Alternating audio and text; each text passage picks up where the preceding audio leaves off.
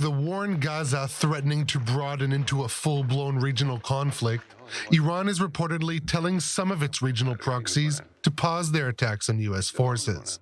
Reuters reported on Sunday that in his recent visit to Baghdad in late January, the IRGC's Quds Force commander Ismail Qani ordered Tehran-backed militias in Iraq to lie low out of fear of a heavy U.S. response, following a deadly attack on an American base in Jordan. In the past 4 months during this war, there was an exchange of messages between Iran and America. One of the things stated in the messages asked Iran that Iran's demands for Hezbollah are not to get widely fully involved in this war against Israel. To date, more than 160 attacks on U.S. forces in Iraq and Syria were carried out by Iranian-backed militias in opposition to Israel's war against Hamas in Gaza.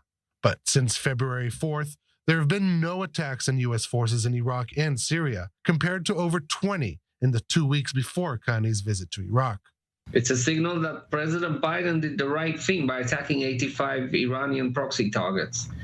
It's a clear sign that he made the right decision, and he should have done this before. But it's, as we say in Persian, whenever you catch the fish, it's always fresh. It's never too late. Meanwhile, the New York Times reported on Friday that Israel was behind attacks last week on 2 major natural gas pipelines inside Iran. The disruption in the flow of heat and cooking gas to provinces with millions of people marks an escalation in the shadow war between Israel and Iran.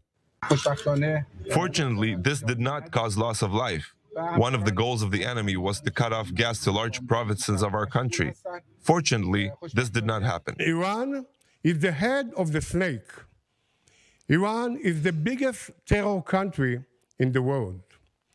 The international community must stop Iran today to prevent war tomorrow.